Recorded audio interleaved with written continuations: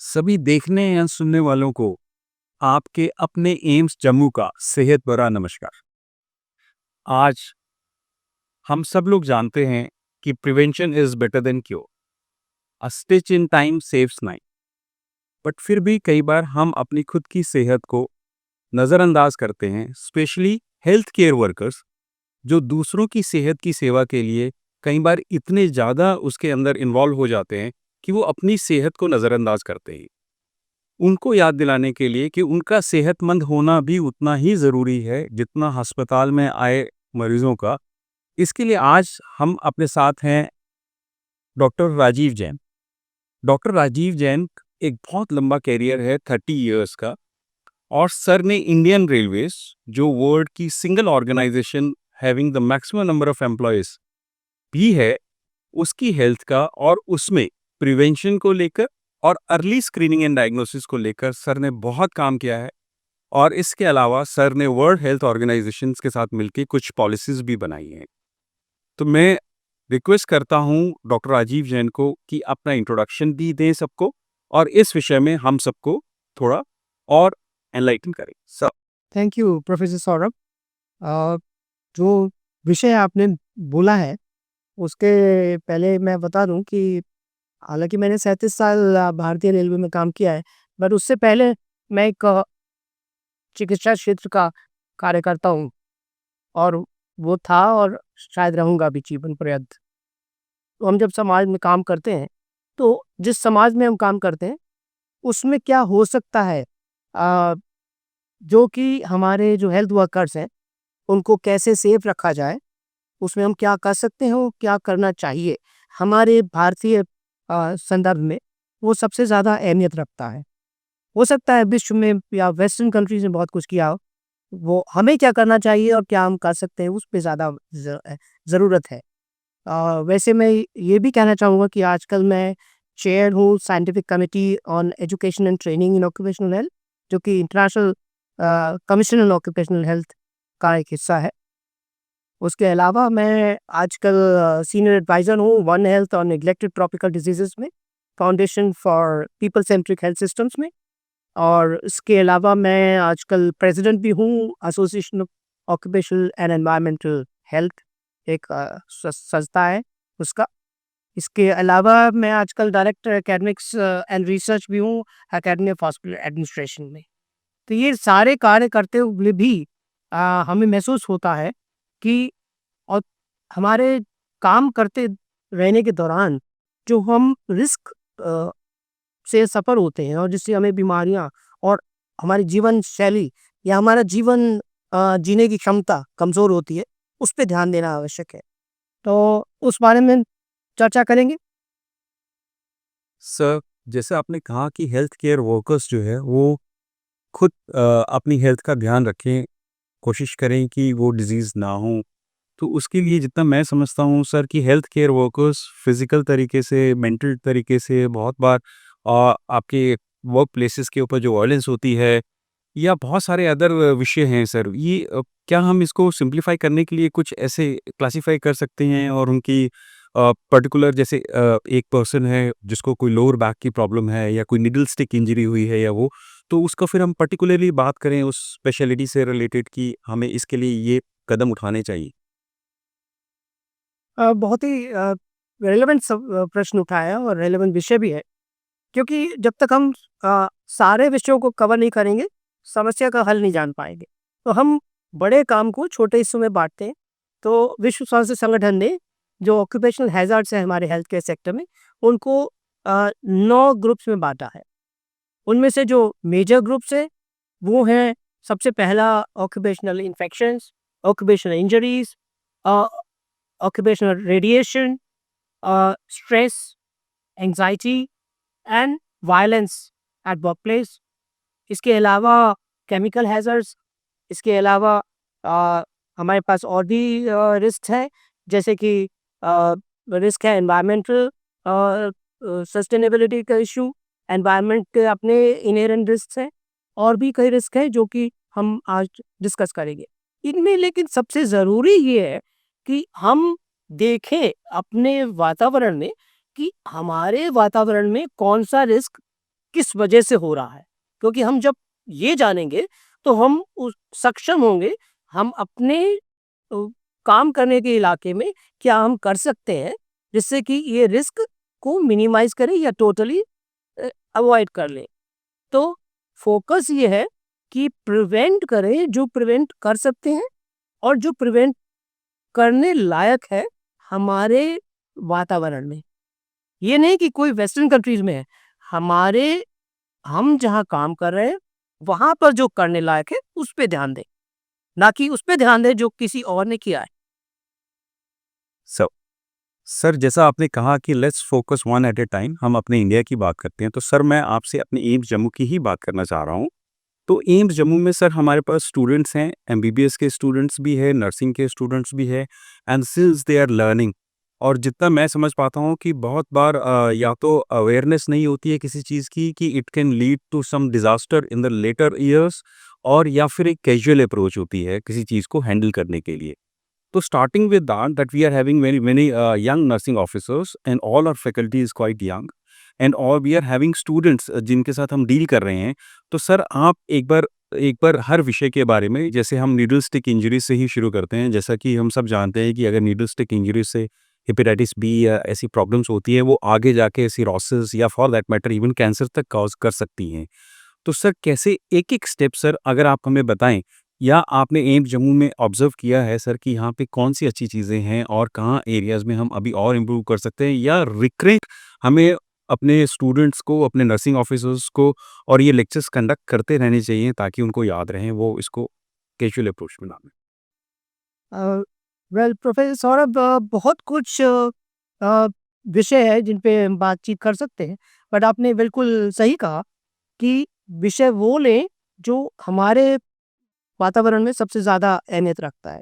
उदाहरण के लिए आपने निहिलिस्टिक इंजरी दी, तो एक सत्य है कि जो वो विश्व में भी सत्य है और हमारे यहाँ भी सत्य है कि ऐसा कोई हेल्थ केयर वर्कर नहीं है जिसने आज तक कोई इंजरी नहीं पाई होगी काम करते हुए।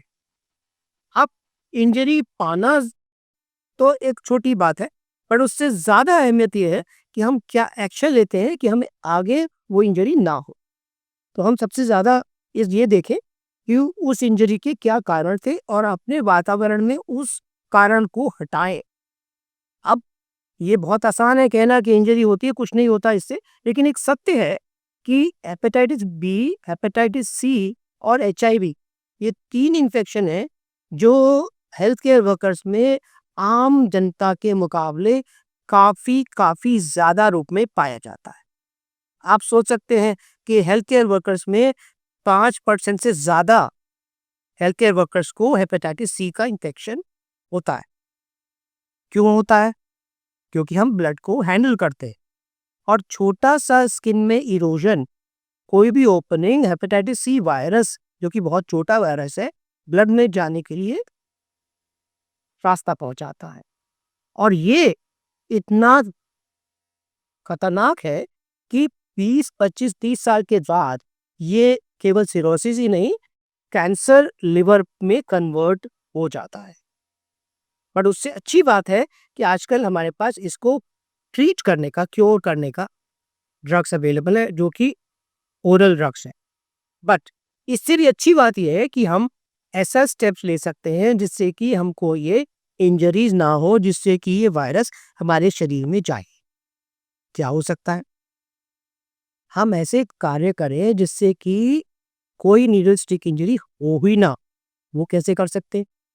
वो ऐसे कर सकते हैं कि जहाँ भी हम कार्य करें, नीडल स्टिक इंजरीज का जितने भी कारण हैं अपने वातावरण में उनको हटाएं और देखें कि नीडल स्टिक इंजरी नहीं हो। और जिसको भी होती है पूरे हॉस्पिटल में, वो तो ये होना चाहिए कि उस व्यक्ति की जांच हो और उसका हर साल ये मॉनिटरिंग हो कि उसका इन्फेक्शन कितना स्प्रेड हो रहा है, जिससे कि बाकी लोग जो दबा देते हैं इस विषय को, वो सामने आए।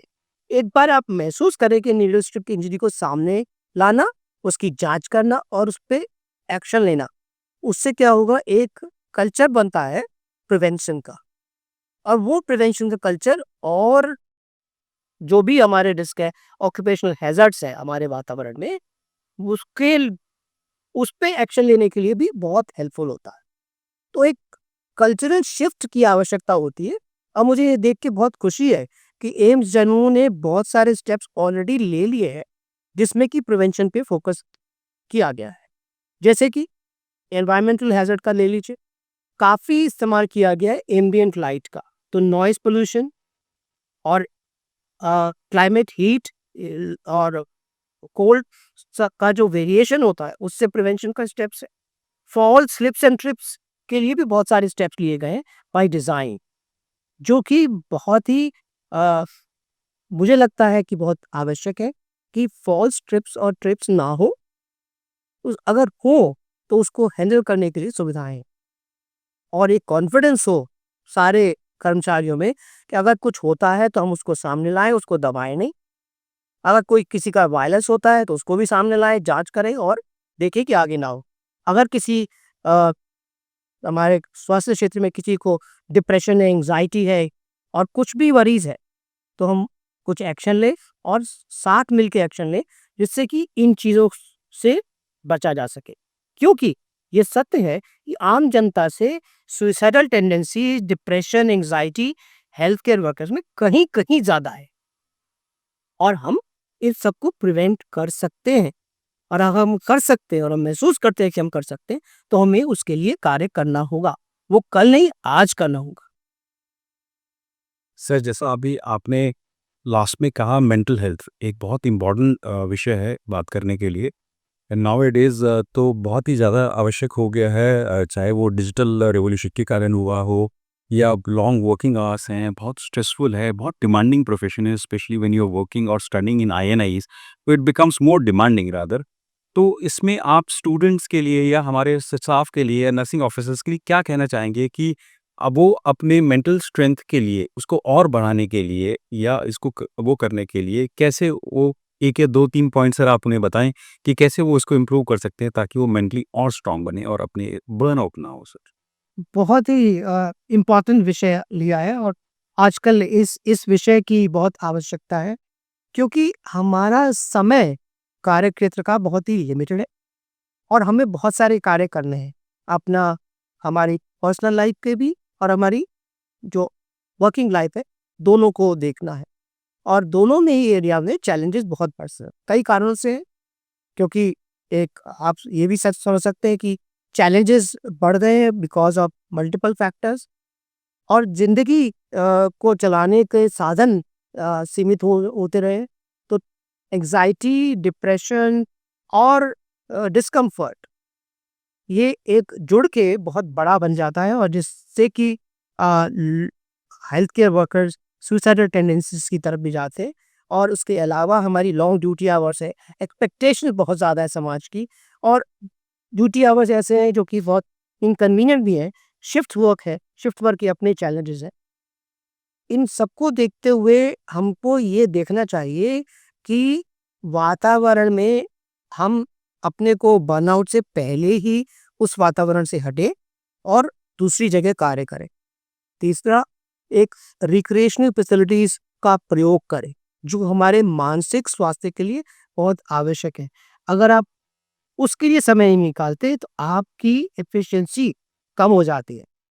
एग्जाम्पल के लिए देखिए, ड्रग डिस्पेंसिंग एरर्स, आपकी जो ड्रग देनी है उसके बजाय आपने कोई और ड्रग दे दी क्योंकि आप ज़्यादा टायर्ड थे या आपका कंसंट्रेशन कहीं और था, ध्यान कहीं और था। उसका नतीजा मल्टीपल वेज में हो जाता है और ये गलतियाँ बाद में बढ़ती रहती है।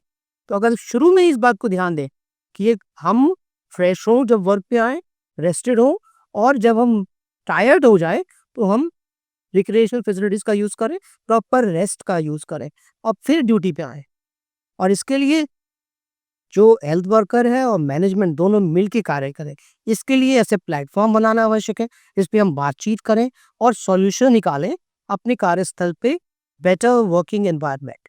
अपने क्लोज़ ग्रुप, अपने फ्रेंड्स का ग्रुप, अपने ऐसी प्लेटफ़ॉर्म दें जिसमें हम विषयों को, जो समस्याएँ हैं वर्क प्लेस की, उसको डिस्कस करें और सॉल्यूशंस को इम्प्लीमेंट करने के लिए क्या एक्शन लेने हैं, उनको एक्शन को रिव्यू करने के लिए ऐसा माध्यम बना है। ये सब कार्य छोटे-छोटे हैं, जो लगते हैं कि नहीं हो सकते, बट हम जब अगर छोटे-छोटे कार्य करेंगे, तब बहुत बड़े कार्य कर पाते। उसके अलावा ये भी मैं कहना चाहूँगा कि एम्स जम्मू एक मॉडल इंस्टीट्यूशन बन सकता है, जिसमें कि ये दिखाया जा सकता है और डॉक्यूमेंट किया जा सकता है कि क्या स्टेप्स लिए जा सकते हैं और क्या स्टेप लिए गए और कैसे समस्याओं को शुरुआत में ही कंट्रोल किया गया, जिससे कि प्रिवेंशन का कल्चर, ऑक्यूपेशनल हैज़ार्ड्स का प्रिवेंशन और ऑक्यूपेशनल सेफ्टी और हेल्थ ऑफ हेल्थ वर्कर्स एक लोकल एम्स जम्मू की बेस्ट प्रैक्टिसेस नहीं, सारे एम्स की बेस्ट प्रैक्टिस बनती हैं और उससे सारे मेडिकल कॉलेज में जाती हैं, उससे पूरे हेल्थ सेक्टर में जाती हैं और इस देश के बाहर जाती है, जिससे कि हम ग्लोबल बेस्ट प्रैक्टिसेस का मॉडल बनते हैं। तो ये एक जर्नी है जिस पे चलना मेरे ख्याल से मैनेजमेंट और health workers, whether doctors, nurses या कोई भी हेल्थ सेक्टर में हेल्थ वर्कर हो, वो अपने आप में गर्व महसूस करेगा और उसको उसको ये लगेगा कि मैं प्रोटेक्टेड हूँ और अगर मैं प्रोटेक्टेड हूँ, तो मैं मरीजों को जिसके लिए मैं हूँ, उनको भी प्रोटेक्टेड रख सकता हूँ। और इससे बड़ी खुशी किसी भी एक हेल्थ वर्कर को नहीं होती, जब वो किसी हेल्थ केयर जिसको दम दे रहे हैं, उसको खुश देखता है, उसको सेफ देखता है, उसको इन्फेक्शन फ्री देखता है, उसको इंजरी फ्री देखता है, उसको इन्फेक्शन फ्री देखता है और उसको स्वस्थ देखता है। तो हम बीमारी से हट के स्वास्थ्य पे फोकस करते हैं और ये अपनापन बहुत ज़रूरी है। केवल हमारा अपनापन काफ़ी नहीं है, मरीज़ों का अपनापन मिलके ही अपना एम्स जम्मू सही अर्थों में चरितार्थ हो पाएगा। Thank you sir. एंड वैसे तो बात करने के लिए आपसे हमारे पास बहुत सारे क्वेश्चंस भी हैं, लेकिन क्योंकि समय की थोड़ी कमी है, तो मैं सिर्फ आपसे इतनी रिक्वेस्ट करता हूँ कि आप जाने से पहले एक अपना मैसेज जो स्टूडेंट्स के लिए या हमारे हेल्थ केयर वर्कर्स के लिए देना चाहते हैं। और उससे पहले मैं आपका धन्यवाद भी देना चाहता हूँ कि हम यहाँ पे आपने जैसे कहा है कि सिर्फ मरीजों के लिए ही नहीं, बल्कि अपने हेल्थ केयर वर्कर्स के स्वास्थ्य के ऊपर भी ध्यान दें।